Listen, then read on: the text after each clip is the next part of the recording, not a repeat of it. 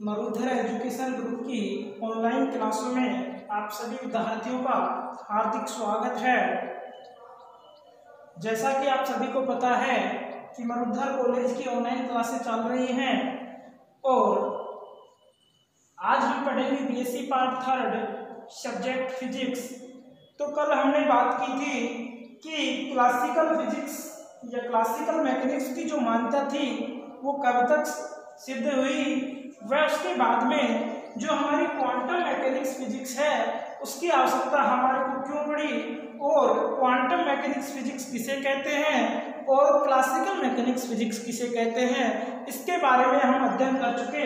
एक बार फिर रिवाइज करवा देता हूँ कि जो क्वांटम मैकेनिक्स फिजिक्स है उसकी आवश्यकता क्यों पड़ी, क्योंकि ऐसा भौतिकी जो क्वांटम प्रभाव, प्रकाश विद्युत प्रभाव और कृष्णिका विकिरण नियम को समझा सका वो क्वांटम यांत्रिकी भौतिकी कहलाता है तथा जिस भौतिकी के नियमों द्वारा क्वांटम प्रभाव, प्रकाश विद्युत प्रभाव और कृष्णिका का ऊर्जा वितरण नियम है जो नहीं समझा सका वो क्लासिकल मैकेनिक्स कहलाता है। उसके बाद में हम आज चर्चा करेंगे विद्युत चुंबकीय विकिरण तथा कृष्णिका विकिरण क्या होती है, इनका ऊर्जा वितरण कैसे होता है, इनका ऊर्जा वितरण वक्र क्या काम करता है और कृष्णिका में मतलब जो इलेक्ट्रॉन होता है वो कैसे गति करता है, कैसे कंपन करता है और कंपन करता है तो उससे क्या उत्पन्न होता है, उसमें ऊर्जा देते हैं या नहीं देते हैं, इसके बारे में आज हम अध्ययन करेंगे। तो प्यारे विद्यार्थियों, सबसे पहले अपनी नोटबुक अपने पास रखें और जो भी काम की बातें हैं उसको नोट करते रहें। उसके बाद में आपको नोट्स उपलब्ध करवाए जाएंगे तो वो नोटबुक आपके नोट्स में मेंटेन करें। तो आज हम बात करें विद्युत चुंबकीय विकिरण की, तो अपना टॉपिक है विद्युत चुंबकीय विकिरण। कौन सा है? विद्युत चुंबकीय विकिरण। ये इसका डायग्राम है, ये इसका चित्र है। तो सबसे पहले मैंने कल बताया था कि 19वीं शताब्दी तक पार्टिकल नेचर और वेव नेचर दोनों को पृथक पृथक माना गया। तो जो पार्टिकल नेचर होता है उसको हम न्यूटन के नियमों द्वारा समझते थे और जो वेव नेचर है उसको हम मैक्सवेल समीकरणों के माध्यम से समझते हैं। तो वही हम आज अध्ययन करेंगे कि जो विद्युत चुंबकीय विकिरण है ये क्या होती है, electromagnetic radiation. Electromagnetic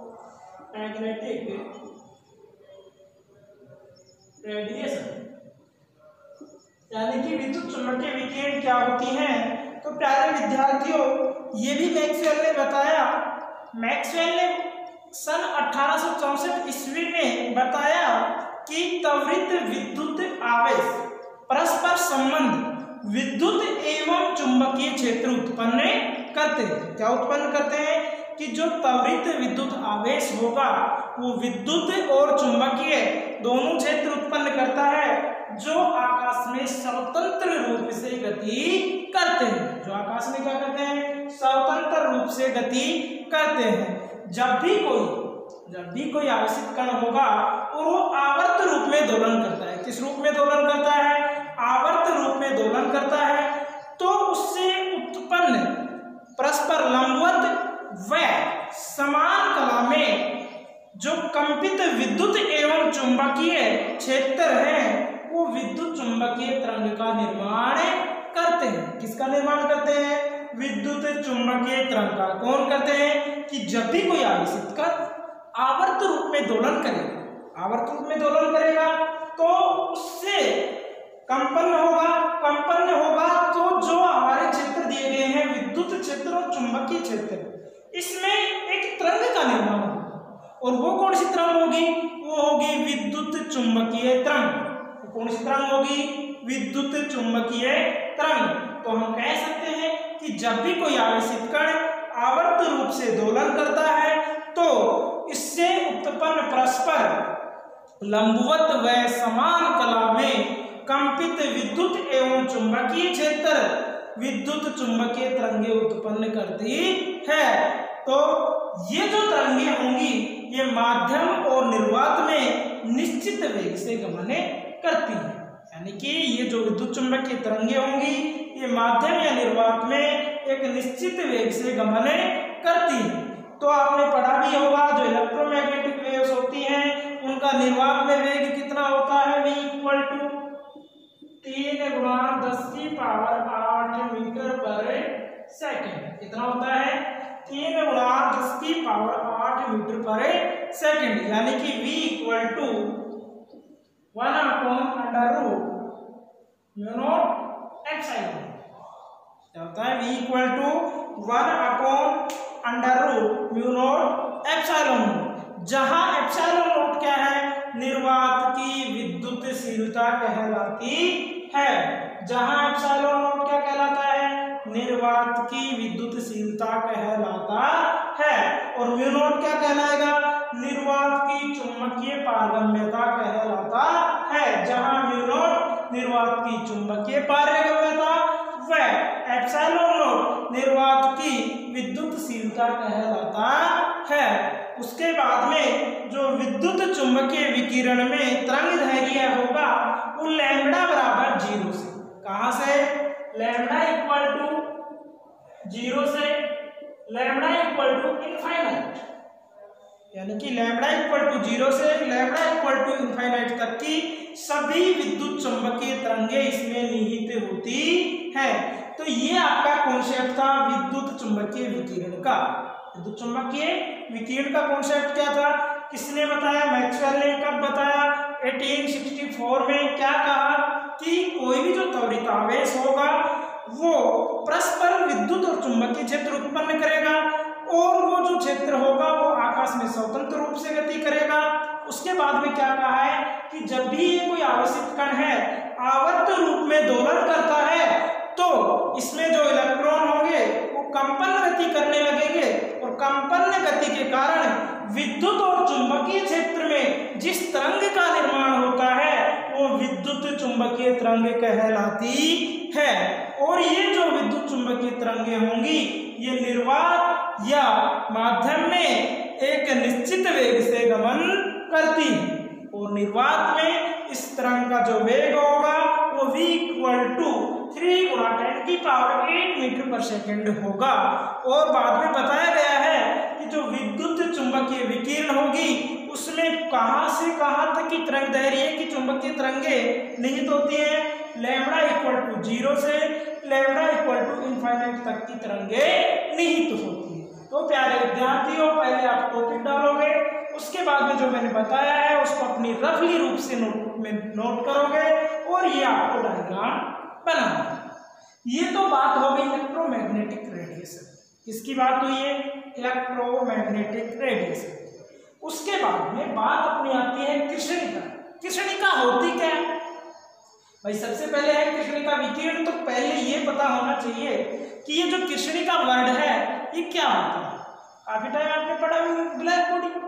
black body यानी कि काला जो होता है वो कृष्णिका नहीं होता है, वो तरंगों को अच्छी तरह से अवशोषित करता है।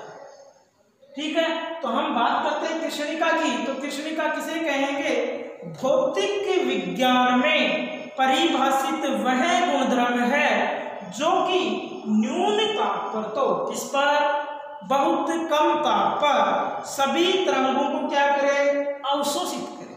यानी कि भौतिक विज्ञान में परिभाषित यह एक गुणधर्म है जो निम्न ताप पर सभी तरंगों को अवशोषित करे। यानी कि कौन कौन सी तरंगदैर्घ्य वाली, लैम्ब्डा बराबर 0 से लैम्ब्डा बराबर इनफाइनाइट तक की जो तरंगे होंगी, और वो भी कौन सी, न्यून ताप वाली या निम्न टेम्परेचर वाली जो तरंगे होंगी उनको यह अवशोषित करे। तथा उच्च ताप वाली, कौन सी, उच्च ताप पर सभी तरंगों को यह उत्सर्जित करे तो क्या कहलाएगा, कृष्णिका कहलाता है। कृष्णिका किसे कहेंगे कि भौतिक विज्ञान में परिभाषित वह गुणधर्म है जो न्यून ताप पर सभी तरंगों को अवशोषित करे तथा उच्च ताप पर सभी तरंगों को उत्सर्जित करे, कृष्णिका कहलाता है। क्या कहलाता है? कृष्णिका। किसे कहेंगे कृष्णिका?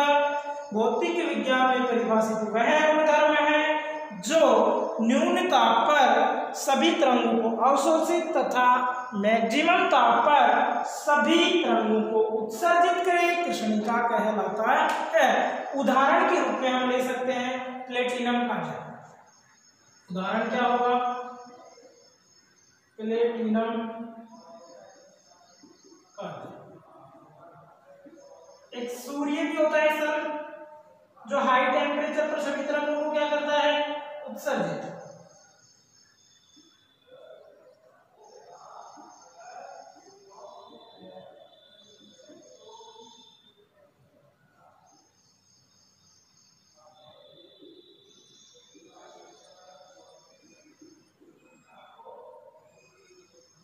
उदाहरण के रूप में क्या है? प्लेटिनम काजल और सूर्य। सूर्य क्या करता है? हाई टेम्परेचर पर जो वेव्स होती हैं उनका इमिट करता है।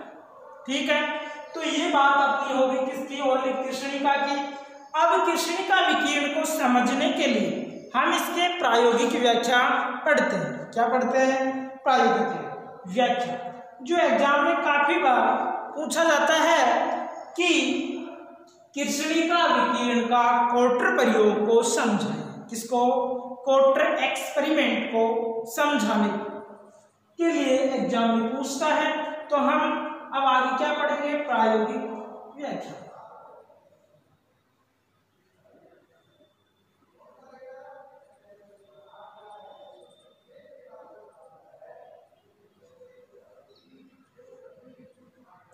ये जो डायग्राम है कृष्णिका विकिरण का डायग्राम, इसमें आपको क्या दिख रहा है?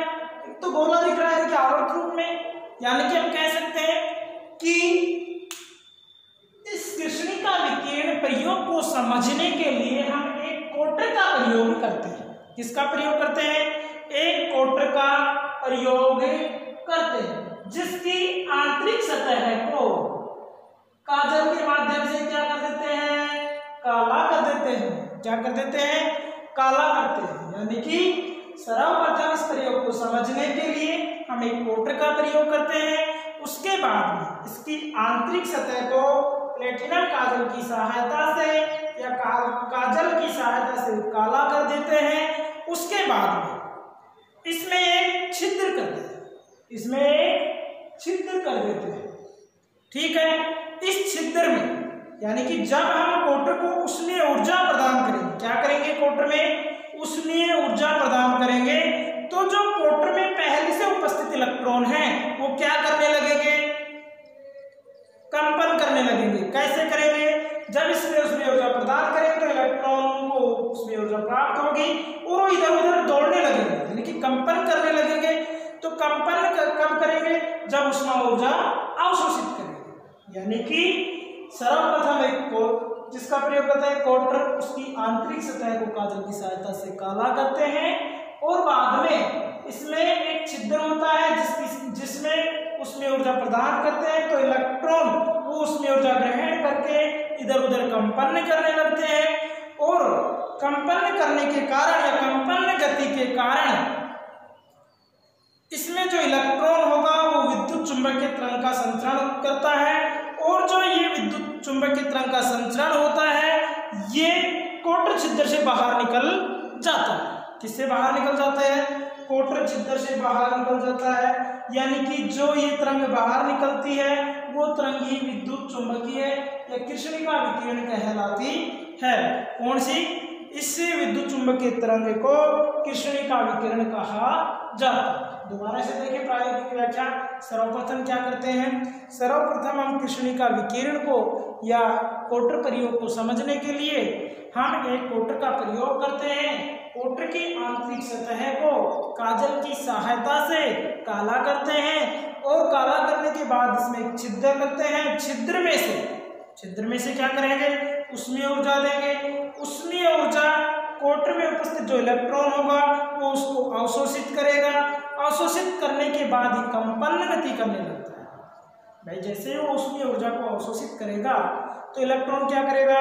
कंपन गति करने लगता है और इलेक्ट्रॉन की इस कंपन गति के कारण विद्युत चुंबकीय तरंग का संचरण होता है और यह विद्युत चुंबकीय तरंग कोटर के छिद्र से बाहर निकल जाती है। यानी कि विद्युत चुंबकीय तरंग जो कोटर के छिद्र से बाहर निकलती है, इस विद्युत चुंबकीय तरंग को ही कृष्णिका विकिरण कहते हैं। क्या कहते हैं? कृष्णिका विकिरण। और जिस पिंड से यह बाहर निकलती है, यानी कि जिस पिंड से यह कृष्णिका विकिरण उत्सर्जित होती है, उसे कृष्णिका कहा जाता है। क्या कहा जाता है? कृष्णिका कहा जाता है। प्यारे विद्यार्थियों, आज हमने बात की है विद्युत चुंबकीय विकिरण की। पहले तो विद्युत चुंबकीय विकिरण को अच्छे से समझाया, उसके बाद में पहले आप इसको नोटबुक में रफली तरीके से नोट करोगे। उसके बाद में हम टॉपिक पढ़ रहे थे कृष्णिका विकिरण। तो पहले कृष्णिका के बारे में बताया कि कृष्णिका क्या होती है, उसके बाद में कृष्णिका विकिरण के कोटर प्रयोग के बारे में समझाया गया है। तो इसको आप सही रूप से समझें और जिस लैंग्वेज में मैंने बताया उसी लैंग्वेज में अपनी रट में नोट करें। उसके बाद में जैसे आपकी यूनिट कंप्लीट होगी, आपको नोट्स उपलब्ध करवा दिए जाएंगे। और कल हम इसके जो कृष्णिका विकिरण है, इसका जो उत्सर्जन क्षमता वाला वक्र होगा, उस वक्र के मतलब महत्वपूर्ण बिंदु के बारे में अध्ययन करेंगे।